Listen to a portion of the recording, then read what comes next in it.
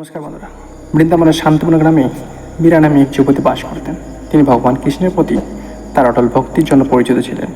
একদিন সকালে তিনি মন্দিরে যেতেন, ফুল নিবেদন করতেন এবং সুরীলা ভজন গাইতেন, যা গ্রামবাসীদেরকে হৃদয়কে আনন্দে পূর্ণ করে। তার ভক্তি সত্ত্বেও মীরা প্রায়শই ভাবতেন যে কৃষ্ণ সত্যিই তার প্রতি সন্তুষ্ট কিনা। এক রাতে মীরা যখন বিছানায় শুয়েছিলেন, সে একটি প্রাণবন্ত স্বপ্ন দেখেছিল।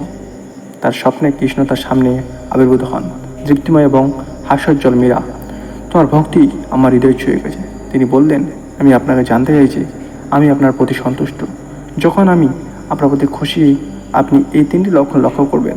তারা আপনাকে আমার উপস্থিতি এবং আশীর্বাদ সম্পর্কে আশ্বস্ত করতে দিন। নাম্বার 1, অভ্যন্তরীণ শান্তি। প্রথম লক্ষণ হলো অভ্যন্তরীণ শান্তি।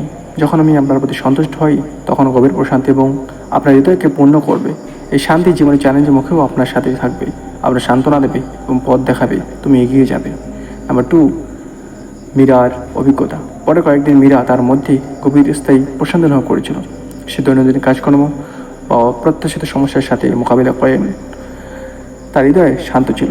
এই নতুন শান্তি তাকে আশ্বস্ত করেছিল যে কৃষ্ণের আশীর্বাদ তার উপর ছিল, তাকে শক্তি এবং স্থিরতা প্রদান করেছিল। নাম্বার 2, দ্বিতীয় চিহ্ন হলো সমন্বয় এবং ঐশ্বরিক সময়। আপনি অর্থপূর্ণ কাকতালীয় ঘটনাগুলি অনুভব করবেন, যা নিচ্ছক সুযোগের জন্য নিখুঁত বলে মনে হয়। এই ঘটনাগুলি নিশ্চিত করবে যে আপনি সঠিক পথে হাঁটছেন এবং আমি এই মহাবিশ্বকে অর্কেস্ট্রেট করেছি তোমার অনুগ্রহ। একদিন মীরার একটি কমিউনিটি সংকল্পে সাহায্যের প্রয়োজন ছিল, কিন্তু তাকে জিজ্ঞাসা করতে হবে তা জানতো না। কিন্তু ঠিক যখন সে তার দ্বিধা নিয়ে চিন্তা করেছিল, এমন একটি পুরনো বন্ধু, যা সে বছরের পর বছর দেখেনি, তাকে দেখতে এসেছিল। তার প্রয়োজনীয় দক্ষতার প্রস্তাব দিয়েছে। এই ধরনের নিখুঁত সময় এবং অপ্রত্যাশিত সমর্থন একটি ঐশ্বরিক অর্কেস্ট্রার মধ্যে মনে হয়েছিল, যা তার জীবনে কৃষ্ণের উপস্থিতি নিশ্চিত করেছিল। নাম্বার 3, শর্তহীন আনন্দ। তৃতীয় লক্ষণ হলো নিঃশর্ত আনন্দ। যখন আমি তোমার প্রতি খুশি থাকি, তখন তুমি সহজমত জিনিসের মধ্যে আনন্দ পাবে। এই আনন্দ বাহিক পরিস্থিতির উপর নির্ভর করবে না, বরং ভিতর থেকে উদ্ধৃত হবে, তোমার দিনগুলোকে পূর্ণ করবে আলো এবং সুখ। মীরা তার দৈনন্দিন জীবনে গভীর আনন্দ লক্ষ্য করতে শুরু করে। পাখির কিচিরমিচির ফলে সৌন্দর্য, বাচ্চাদের হাসি তাকে নিয়ে এসেছিল আবার আনন্দ। এই নিঃশর্ত আনন্দ একটি নিরন্তর সঙ্গী হয়ে ওঠে। কৃষ্ণের অনুগ্রহের একটি প্রমাণ এবং ঐশ্বরিকের সাথে তার গভীর সংযোগ হয়েছে। সময়ের সাথে সাথে মীরার বিশ্বাস ও ভক্তি গভীর হতে থাকে। তিনি বুঝতে পেরেছিলেন যে কৃষ্ণের আশীর্বাদ তার সাথে ছিল। অভ্যন্তরীণ শান্তি, ঐশ্বরিক সমন্বয় এবং নিঃশর্ত আনন্দের মাধ্যমে প্রকাশিত হয়। এই লক্ষণগুলি তাকে কৃষ্ণের উপস্থিতি সম্পর্কে আশ্বস্ত করেছিল এবং বিশ্বাস এবং সুখের সাথে তার ভক্তির পথ চালিয়ে যেতে উৎসাহিত করেছিল। এই গল্পটা আমাদের মনে করিয়ে দেয় যে ঐশ্বরিক আশীর্বাদগুলি সূক্ষ্ম অথচ গভীর উপায়ে আসে। যখন কৃষ্ণ আমাদের প্রতি সন্তুষ্ট হন, তখন আমরা এই লক্ষণগুলি পাই, যা আমাদেরকে এই উপস্থিতি এবং নির্দেশনায় আশ্বাস দেয়।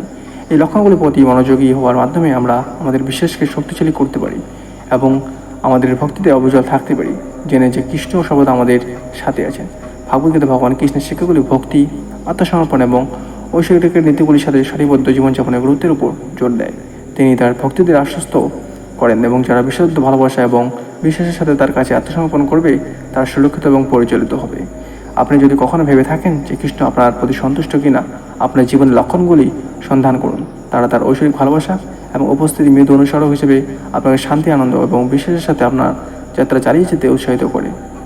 মনে রাখবেন, কৃষ্ণ সর্বদা আপনার সাথে আছেন, আপনাকে ঐশ্বরিক আশীর্বাদ এবং অভ্যন্তরীণ পরিপূর্ণতায় ভরা জীবনের দিকে পরিচালিত করছে। সো বন্ধুরা, এরকম অবসর চ্যানেল সাবস্ক্রাইব করে থাকুন। জয় পদে বাদম, জয়।